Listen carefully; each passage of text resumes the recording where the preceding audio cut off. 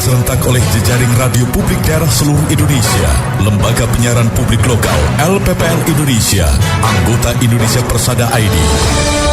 Berita Indonesia Live merangkum berita-berita teraktual dari berbagai daerah di tanah air, ekonomi, politik, pemerintahan, sosial, pariwisata, dan budaya.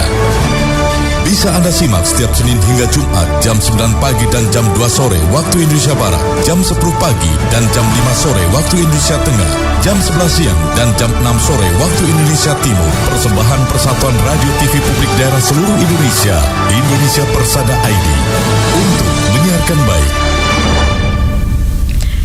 Assalamualaikum warahmatullahi wabarakatuh. Selamat siang, salam sejahtera untuk kita semuanya.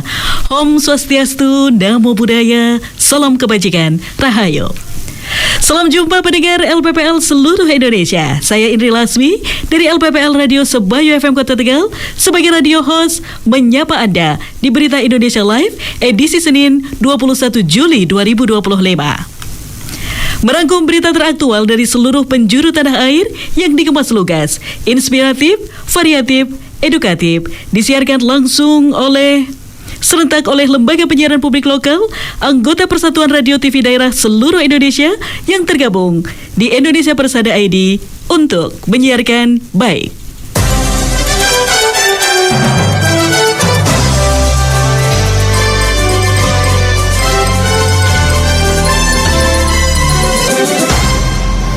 Sesi pertama akan menyampaikan informasi dari LPPL Radio Lansekmani Si Junjung Sumatera Barat, Radio Giri Suara Wonogiri Jawa Tengah, LPPL Radio Pradia, Suara Kabupaten Tuban Jawa Timur, LPPL Radio Publik Kota Denpasar Bali.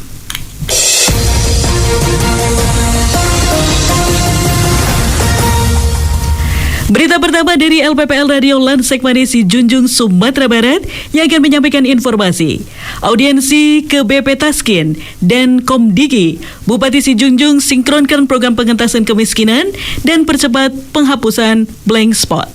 Dengan reporter Yelmi Rusman, silakan informasinya. Baik, terima kasih. Selamat siang pendengar. Melalui surat audiensi kepada Badan Percepatan Pengentasan Kemiskinan Republik Indonesia, Bupati Si Junjung bersama Kepala Dinas Kominfo melakukan kunjungan kerja Rabu 17 Juli 2025. Tujuannya adalah sinkronisasi dan koordinasi antara pemerintah pusat dan daerah untuk mendukung visi dan 8 misi Astacita Presiden Republik Indonesia 2024-2029 bersama Indonesia Maju menuju Indonesia Emas 2045.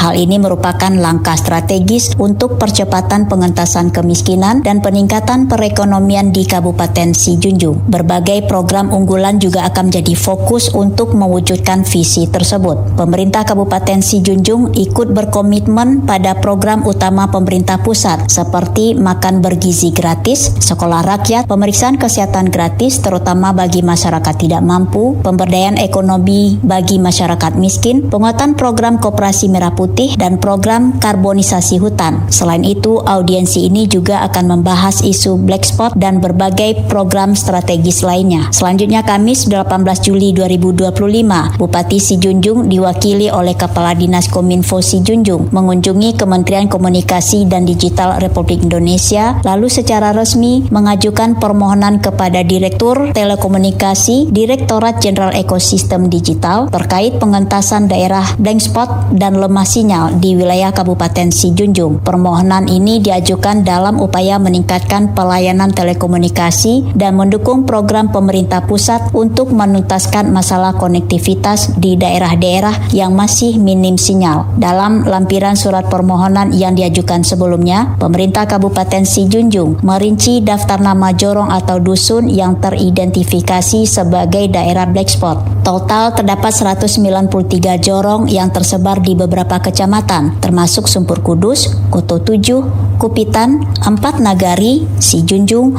Lubuk Taro, Tanjung Gadang, dan Kamang Baru. Kecamatan Sempur Kudus memiliki jumlah jorong black spot terbanyak dengan 50 lokasi yang teridentifikasi. Inisiatif ini menunjukkan komitmen pemerintah Kabupaten Sijunjung dalam memastikan pemerataan akses telekomunikasi bagi seluruh warganya, sejalan dengan amanat Undang-Undang ITE nomor 11 tahun 2008 pasal 5 ayat 1 yang menyatakan bahwa informasi elektronik dan atau dokumen elektronik merupakan alat bukti hukum yang sah. Diharapkan dengan adanya permohonan ini, upaya percepatan pemerataan sinyal telekomunikasi di Kabupaten Sijunjung dapat segera terrealisasi, mendukung aktivitas digital masyarakat dan pengembangan daerah. Dengan langkah-langkah strategis ini, pemerintah Kabupaten Sijunjung berharap sinergi dengan pemerintah pusat dapat semakin mempercepat terwujudnya pemerataan pembangunan, pengentasan kemiskinan, dan pemerataan akses telekomunikasi. Melalui komitmen bersama dan dukungan penuh dari berbagai pihak, diharapkan seluruh masyarakat Kabupaten Sijunjung dapat merasakan manfaat program prioritas nasional dan berkontribusi aktif dalam mewujudkan Indonesia Emas 2045. Demikian Yelmi Rustam dari LPPL Radio Lansek Manis Sijunjung, Sumatera Barat, melaporkan untuk Berita Indonesia Live. Terima kasih Yelmi Rusman, reporter dari LPPL Radio Lansek Manis Sijunjung, Sumatera Barat. Selamat bertugas kembali.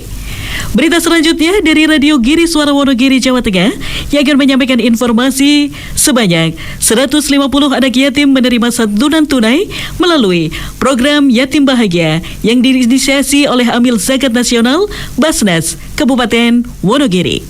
Reporter Bobby, silakan informasinya. Baik, terima kasih. Mendengar LPPL Indonesia, sebanyak 150 anak yatim dari berbagai wilayah menerima santunan tunai masing-masing sebesar Rp500.000 melalui program Yatim Bahagia yang diinisiasi oleh Badan Amil Zakat Nasional Kabupaten Wonogiri belum lama ini. Program pentasyarufan dana zakat tersebut diselenggarakan dalam rangka menyambut bulan Muharram 1447 Hijriah yang dikenal luas sebagai bulannya anak yatim. Dalam kesempatan tersebut, Ketua Basnas Wonogiri, Yazid Alba, menyampaikan bahwa total dana yang disalurkan sebesar Rp75 juta.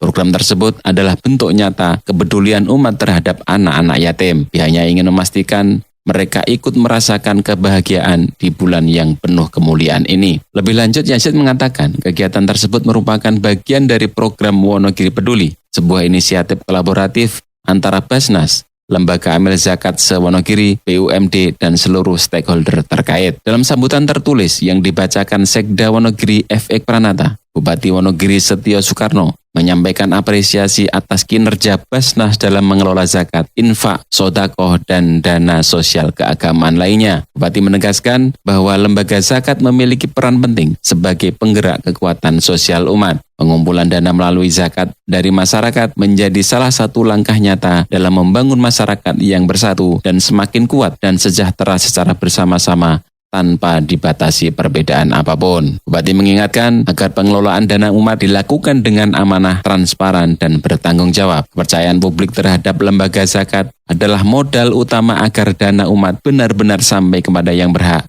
tepat sasaran, dan berdampak nyata bagi penerima. Selain itu, zakat harus dikelola secara kredibel agar umat yakin dan tidak ragu menyalurkan dana melalui lembaga resmi. Demikian saya Bobby dari LPPL Radio Giri Suara Wonogiri, Jawa Tengah melaporkan untuk Berita Indonesia Live.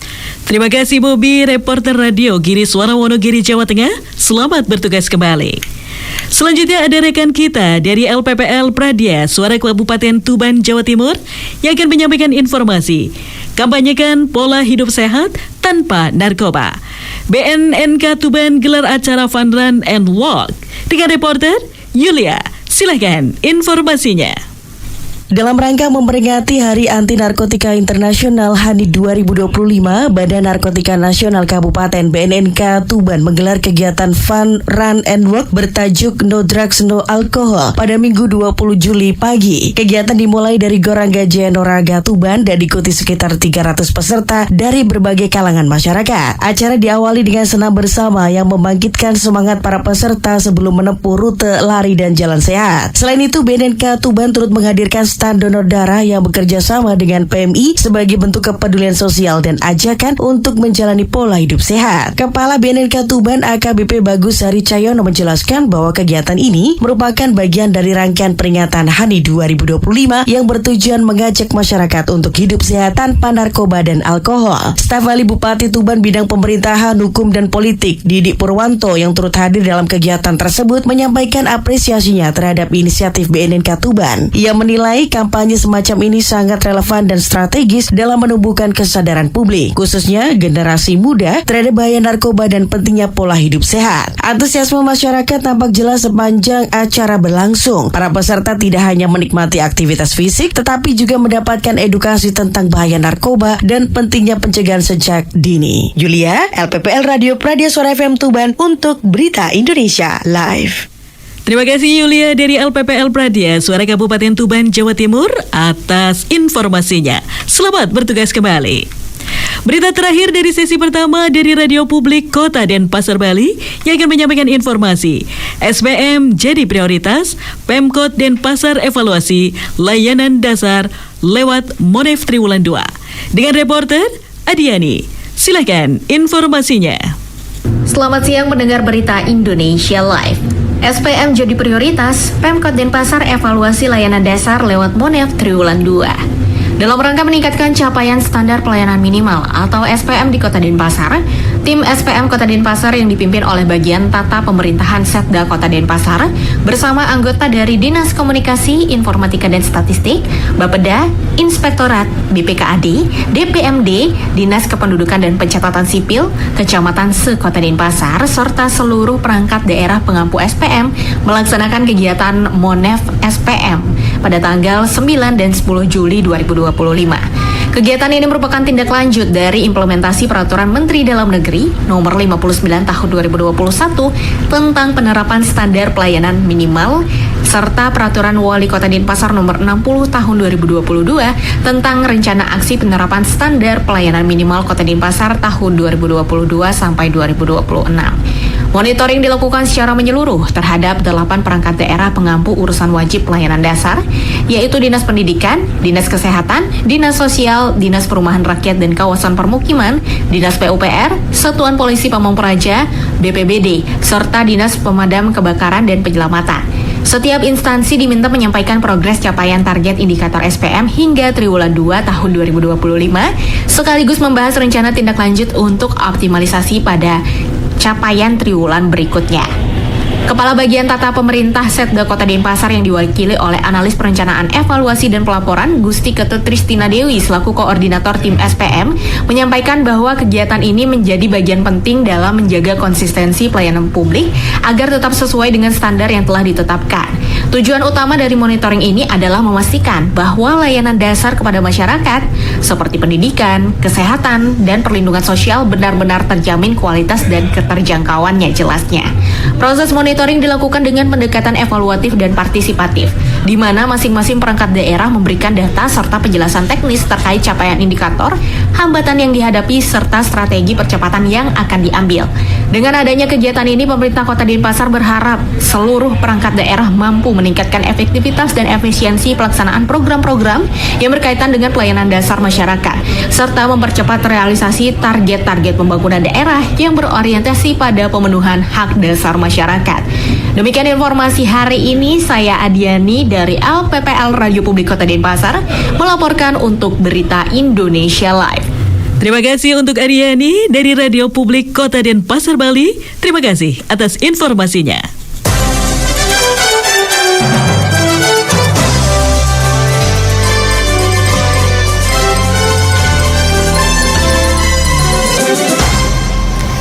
Baik pendengar Berita Indonesia Live dimanapun Anda berada, segera kita akan memasuki Persada ID Talks.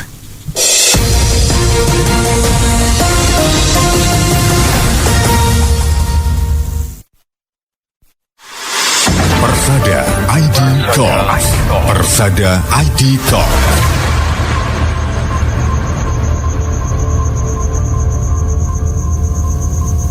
Baik pendengar Berita Indonesia Live, sesi Persada ID Talks kembali menyapa Anda. Dan saya Noni Kanggarani akan Ngobrol bersama dengan arsiparis Kota Tegal, kita akan cari tahu suka dukanya menjadi arsiparis. Kearsipan dan pelaku atau istilahnya orang-orang yang terjun di dunia arsip ini namanya arsiparis. Iya, betul. Iya.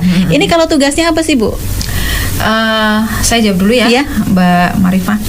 Ini kalau arsiparis ini kalau di googling aja ya, itu seseorang yang mengelola kearsipan di suatu tempat gitu. Kalau menurut Undang-Undang Nomor 43 tahun 2009 Undang-Undang Kearsipan, itu adalah seorang yang memiliki kompetensi di bidang kearsipan, tapi nggak harus PNS ya Mbak ya, nggak harus PNS juga. Jadi, pokoknya yang punya kompetensi bidang kearsipan melalui pendidikan formal ataupun pendidikan non formal kayak misalnya diklat atau kursus. Seberapa penting adanya arsiparis di misalnya dinas atau di sebuah kantor ini? Sebetulnya di setiap instansi, bukan hanya instansi pemerintah ya, kantor swasta kemudian perusahaan itu juga sebetulnya sangat membutuhkan arsiparis, karena untuk mengelola surat masuk, surat keluar, kemudian dokumen-dokumen penting itu diperlukan keahlian seorang arsiparis untuk mengolah, menyimpan, memelihara agar arsip tersebut tetap terjaga dan lestari, terutama untuk arsip-arsip yang vital dan penting ya. Kalau arsip yang retensinya mungkin musnah, itu juga harus secara berkala itu disusutkan biar tidak menumpuk di kantor. Itu pentingnya arsiparis. Ini kan sekarang sudah zamannya istilahnya digitalisasi ya Bu ya. Apakah kearsipan ini juga mengikutinya? Artinya yang tadinya kertas sekarang disimpannya tidak hanya di kardus tapi sudah di istilahnya alih media kan? Bu Elok atau Bu Ma'rifah? Iya, kalau di Kearsipan sendiri mulai tahun kapan Mbak? 2018 ya. 2018, tapi di pemerintah Kota Tegal itu baru tahun 2024 ya. 2024 tuh baru dipaksa untuk berubah pola, jadi dari arsip kertas menjadi arsip digital, namanya aplikasi Srikandi. Mungkin Mbak Marifah bisa menjelaskan tentang arsip Srikandi itu. Gini Mbak Niki, sedikit saya jelaskan ya. Jadi pemerintah pusat diinisiasi oleh ANRI itu Arsip Nasional Republik Indonesia, itu menginisiasi untuk membuat atau menciptakan sebuah aplikasi ya, namanya aplikasi Srikandi. Aplikasi Srikandi ini singkatan dari Sistem Informasi Kearsipan Dinamis Terintegrasi. Itu untuk mengolah atau mengelola arsip melalui aplikasi ini. Jadi terdigitalisasi di Srikandi ini. Jadi Srikandi ini sudah resmi dengan Peraturan Presiden Nomor 95 Tahun 2018 tentang SPBE. Jadi salah satu pendukung SPBE itu adalah Srikandi tadi. Jadi sekarang setiap surat itu lewat harusnya di setiap OPD dari pemerintah kota, pemerintah pusat, pemerintah provinsi itu harusnya sudah terintegrasi di Srikandi itu. Kita mau kirim surat ke OPD lain, ke provinsi, ke pusat, itu harusnya ya Mbak, itu sudah lewat Srikandi. Tetapi ya kendalanya itulah banyak yang belum mau ya dan masih meragukan, padahal ini sangat legal, formalnya itu sangat kuat Mbak. Jadi kolaborasi dari ANRI, dari Kemenpan RB, kemudian dari BSSN itu agar Srikandi itu bisa dilaksanakan di setiap OPD yang ada di Indonesia lah ibaratnya, karena ini berlaku nasional. Harapan dari Bu Ma'rifah dan Bu Elok sendiri bagaimana sebagai seorang arsiparis? Iya, kalau saya sendiri ingin profesi kami sebagai arsiparis lebih diperhatikan, lebih dihargai, karena bagaimanapun kami ini adalah pejuang atau pemilih ya, penyelamat aset juga gitu loh. Kami juga adalah awal atau akar penyelamat aset. Kemudian kami adalah pejuang pejuang dokumen seperti itu. Jadi ya lebih ingin dihargai dan juga lebih diperhatikan oleh pemerintah Kota Tegal khususnya. Menyenangkan menjadi arsiparis, selain tunjangannya juga lumayan besar Mbak Niki. Kalau mau jadi arsip lumayan loh. Iya. Jadi mengelola arsip itu seperti membuat warisan untuk anak cucu kita. Ya, sudah kita simak bersama suka duka menjadi arsiparis di Kota Tegal, dan sesi Persada ID Talks ditutup untuk hari ini. Terima kasih. Saya Nuni Kanggarani pamit. Terima kasih. Selamat siang. Persada ID Talks. Persada ID Talks.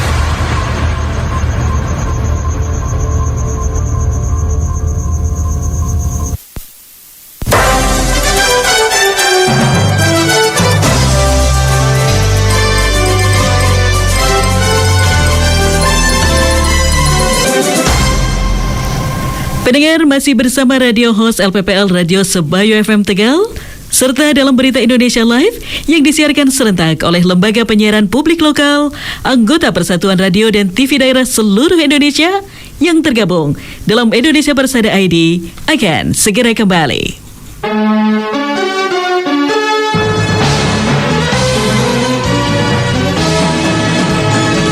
Berita Indonesia Live merangkum berita-berita teraktual dari berbagai penjuru tanah air yang dikemas, lugas, inspiratif, variatif, dan edukatif. Redaktur Pelaksana Berita Indonesia Live, Gagak Krimang Kabupaten Blora Jawa Tengah, Sasarena Kepulauan Mentawai Sumatera Barat, Suara Ngawi Jawa Timur, Gemabungo Kabupaten Bungo Jambi, Tuba Bakyu Streaming Radio Kabupaten Tulang Bawang Barat Lampung. Dan kontributor Berita Indonesia Live, Slawi FM Kabupaten Tegal Jawa Tengah, Lansekmani FM Kabupaten Sijunjung Sumatera Barat, Abdi Persada FM Kabupaten Banjarbaru Kalimantan Selatan, Giri Suara FM Kabupaten Wonogiri Jawa Tengah, Radio Suara Hulan Talu Provinsi Gorontalo, Suara Pasuruan FM Kabupaten Pasuruan Jawa Timur, Tangerang Radio Kabupaten Tangerang Banten, Magetan Indah FM Kabupaten Magetan Jawa Timur, RPKD Kota Denpasar Bali, Praja Suara FM Kabupaten Tuban Jawa Timur, Mahardika FM Kota Blitar Jawa Timur, Pesona FM Kabupaten Wonosobo Jawa Tengah, Besemah FM Kota Bagaralam Sumatera Selatan, Tuntung Pandang FM Kabupaten Tanah Laut Kalimantan Selatan, Sawah Lunto FM Kota Sawah Lunto Sumatera Barat, Batara FM Kabupaten Barito Utara Kalimantan Tengah, Gemilang FM Kabupaten Indragiri Hilir Riau, Gemaradik FM Kabupaten Musi Banyuasin Sumatera Selatan, Magelang FM Kota Magelang Jawa Tengah, Suara Daksinarga FM Kabupaten Gunung Kidul Daerah Istimewa Yogyakarta, RTFM Kabupaten Temanggung Jawa Tengah, Gemilang FM Kabupaten Magelang Jawa Tengah, Suara Banjar FM Kabupaten Banjar Kalimantan Selatan, Langkiso FM Kabupaten Pesisir Selatan Sumatera Barat, Gema Sudirman FM Kabupaten Purbalingga Jawa Tengah, Suara Kota Mataram FM Kota Mataram Nusa Tenggara Barat, Mahardika FM Kabupaten Bondowoso Jawa Timur, Buana Asri FM Kabupaten Sragen Jawa Tengah, RPD Kutim FM Sangatta Kutai Timur Kalimantan Timur, Suara Pacitan FM Kabupaten Pacitan Jawa Timur, Sonata FM Kota Bandung Jawa Barat, Irama FM Kabupaten Purworejo Jawa Tengah, Luhak dan Tuo FM Kabupaten Tanah Datar Sumatera Barat, Radio Suara Anjuk Ladang FM Kabupaten Nganjuk Jawa Timur, Suara Tabalong FM Kabupaten Tabalong Kalimantan Selatan, Radio Suara Gresik Kabupaten Gresik Jawa Timur, Gema Saijaan Kabupaten Kota Baru Kalimantan Selatan, Suara Kampar FM Kabupaten Kampario, Jateng Gayeng Online Radio Provinsi Jawa Tengah,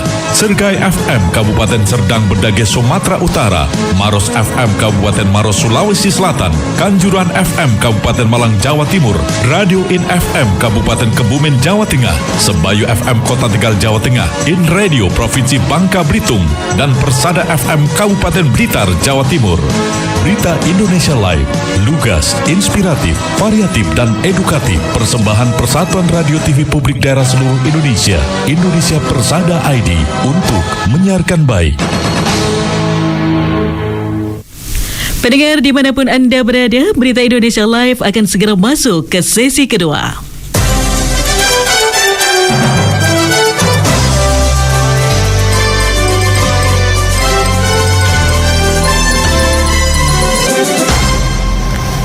Sesi kedua akan menyampaikan informasi dari LPPL Radio Suara Pasuruan Kabupaten Pasuruan Jawa Timur dan LPPL Radio Kabupaten Ketapang Kalimantan Barat.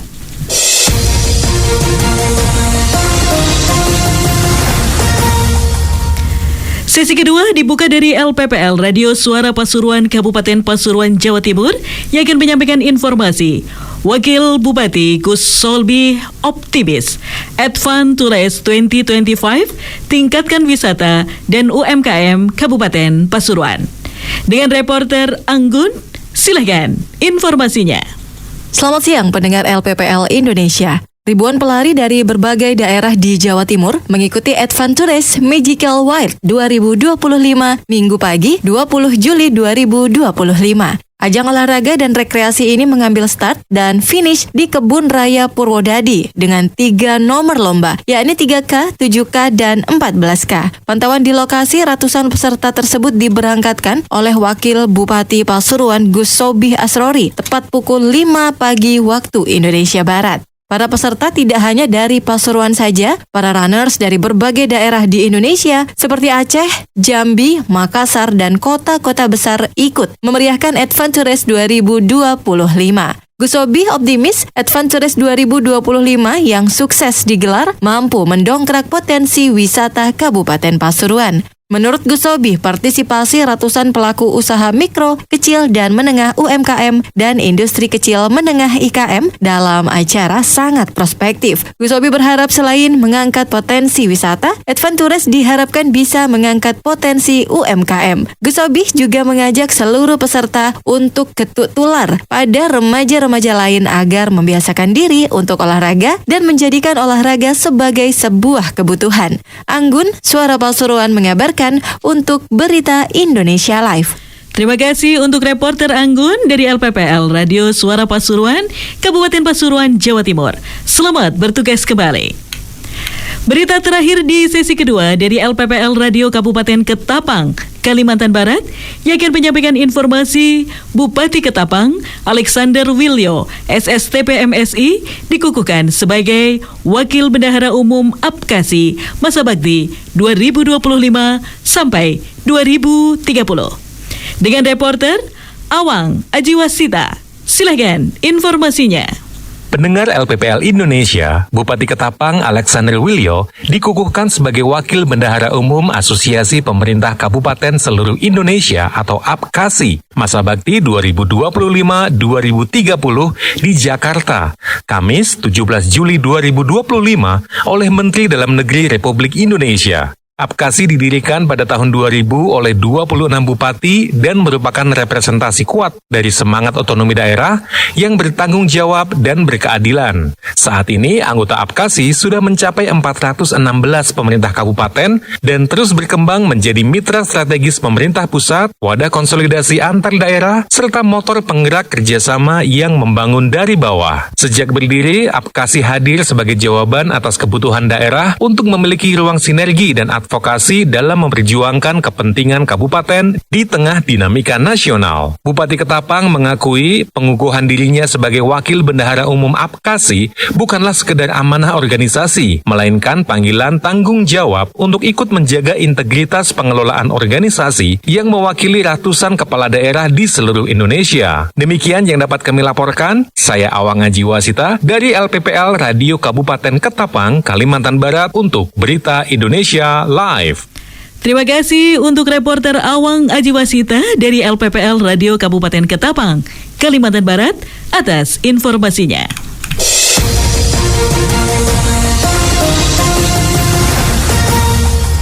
Baik pendengar, segera kita akan mendengarkan bersama laporan khusus dari Dapur Redaksi Berita Indonesia Live yang akan menyampaikan informasi awal Agustus.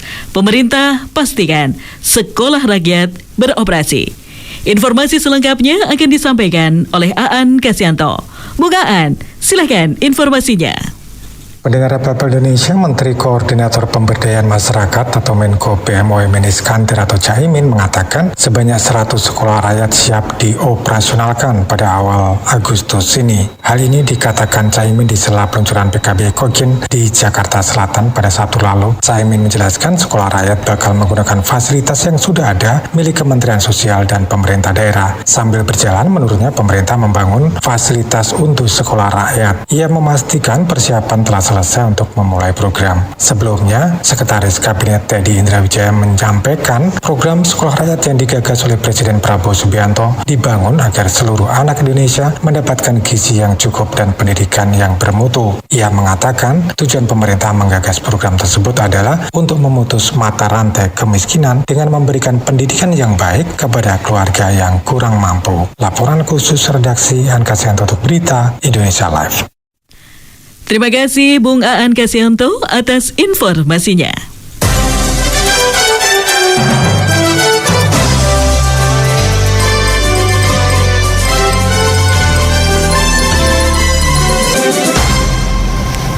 Pendengar radio host LPPL Radio Sebayu FM Tegal dalam Berita Indonesia Live yang disiarkan serentak oleh Lembaga Penyiaran Publik Lokal, anggota Persatuan Radio dan TV daerah seluruh Indonesia yang tergabung dalam Indonesia Persada ID akan segera kembali.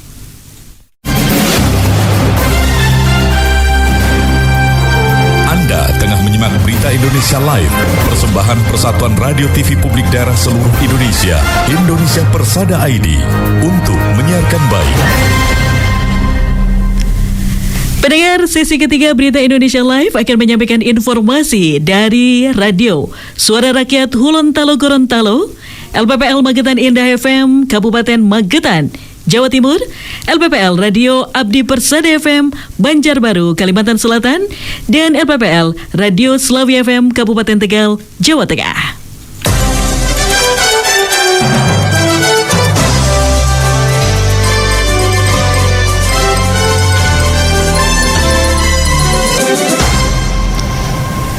Sesi ketiga dibuka dari Radio Suara Rakyat Hulontalo Gorontalo dengan informasi Wakil Gubernur Ida luncurkan Perkemahan Nasional Pramuka 2025 di Menara Limboto. Dengan reporter Thomas, silakan informasinya. Baik pendengar PPL seluruh Indonesia dimanapun Anda berada. Wakil Gubernur Gorontalo Ida Syaida Rusli Habibi secara resmi meluncurkan rangkaian kegiatan menuju Perkemahan Antar Satuan Karya atau Pransaka tingkat nasional tahun 2025. Acara yang bertepatan dengan Car Free Day ini berlangsung di pelataran Menara Limboto Kabupaten Gorontalo, Minggu 20 Juli 2025, sekaligus menjadi penanda kesiapan Gorontalo menjadi tuan rumah agenda pramuka berskala nasional yang akan berlangsung pada 2 hingga 9 November 2025 di Bumi Perkemahan Bumi Hulawa Gorontalo. Dalam sambutannya, Wagub Ida yang juga menjabat sebagai Ketua Dewan Kehormatan Pramuka Kuarda Gorontalo menyampaikan rasa bangga dan terima kasih atas dukungan semua pihak yang dengan semangat menyambut Perkemahan Nasional ini. Lebih lanjut, Ida juga menyoroti inovasi dengan menyatukan kegiatan Car Free Day dan peluncuran Pransaka Nasional sebagai wujud sinergi antara semangat hidup sehat, kebersamaan, dan persiapan menyambut agenda nasional. Wagub Ida menegaskan, Gorontalo berkomitmen untuk memberikan pelayanan terbaik bagi seluruh tamu undangan dari berbagai daerah di Nusantara. Ia mengajak seluruh jajaran pemerintah daerah dan pengurus pramuka serta masyarakat untuk bersiap diri menjadi tuan rumah yang ramah, hangat, dan siap menyukseskan Pransaka Nasional 2025. Demikian, saya Thomas Tamu, reporter LPPL Radio Suara Rakyat Hulontalo, Gorontalo, melaporkan untuk Berita Indonesia Live. Terima kasih untuk reporter Thomas atas informasinya. Selanjutnya rekan kita dari LPPL Radio Magetan Indah FM, Kabupaten Magetan, Jawa Timur dengan informasi Gathering Donor Darah Sedunia 2025 digelar meriah di Pendopo Suryagaha, Magetan. Wina, silakan informasinya.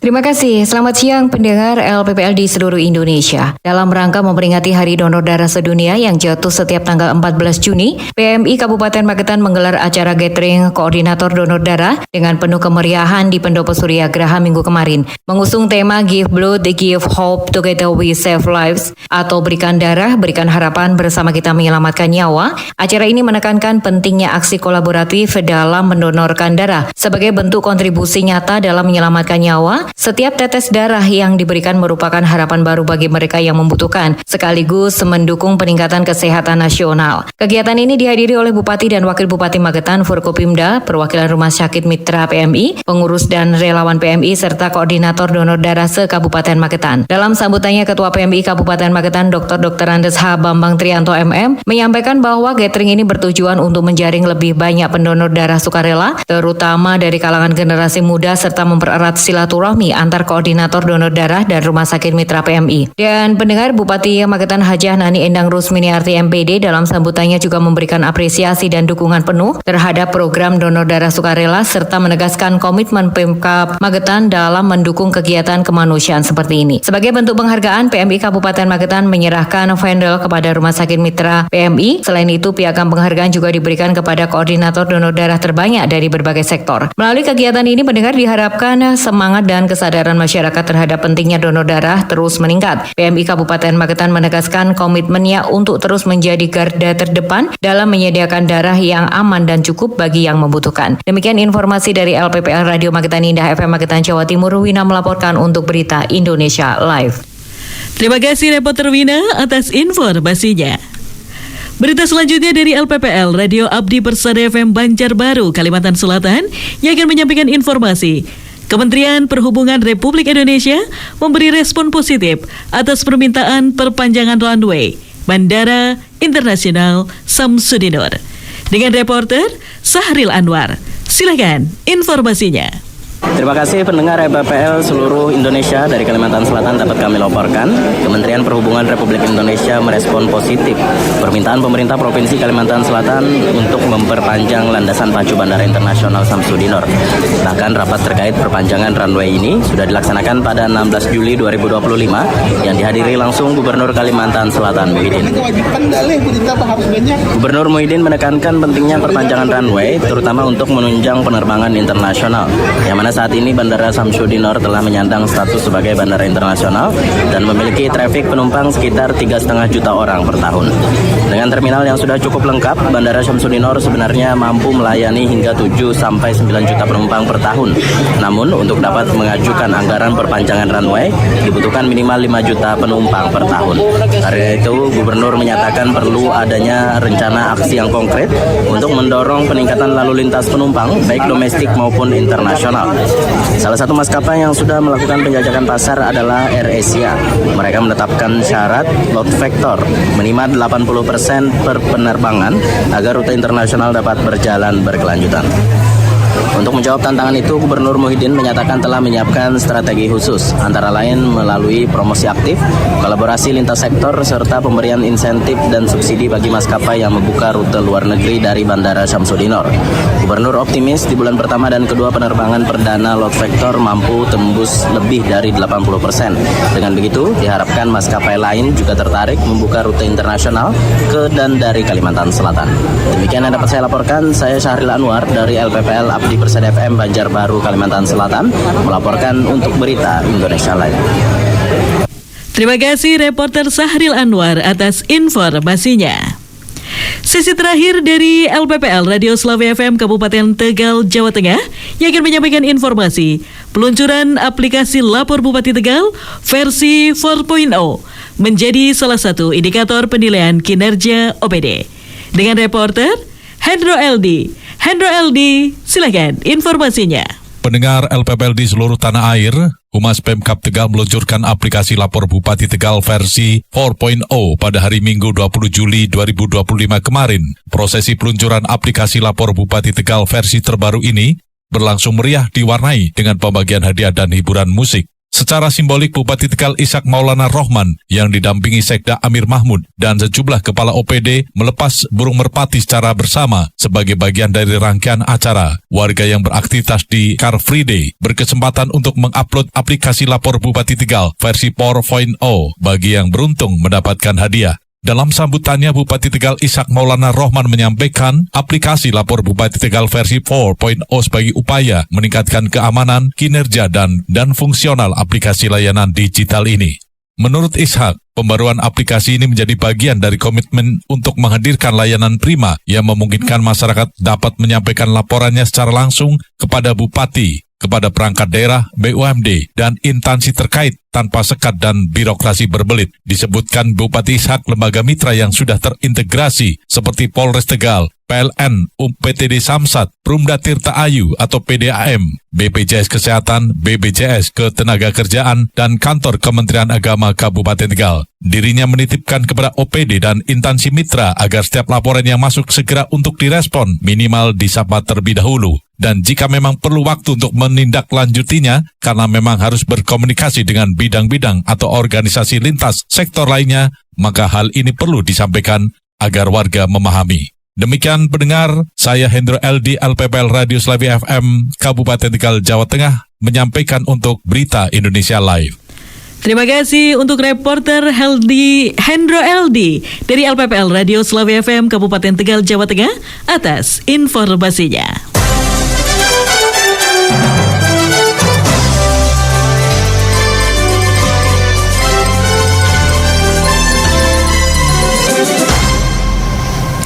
Baik pendengar, demikian rangkaian informasi dari Berita Indonesia Live, edisi hari Senin, tanggal 21 Juli 2025. Saya Indri Lasmi, dari LPPL Radio Sebayu FM Kota Tegal mengucapkan banyak terima kasih. Sampai jumpa lagi. Wassalamualaikum warahmatullahi wabarakatuh.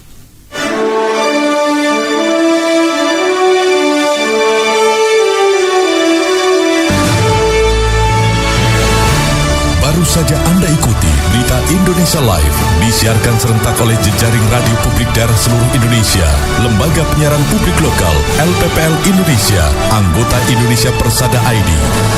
Berita Indonesia Live, lugas, inspiratif, variatif, edukatif, persembahan Persatuan Radio TV Publik Daerah seluruh Indonesia, Indonesia Persada ID, untuk menyiarkan baik.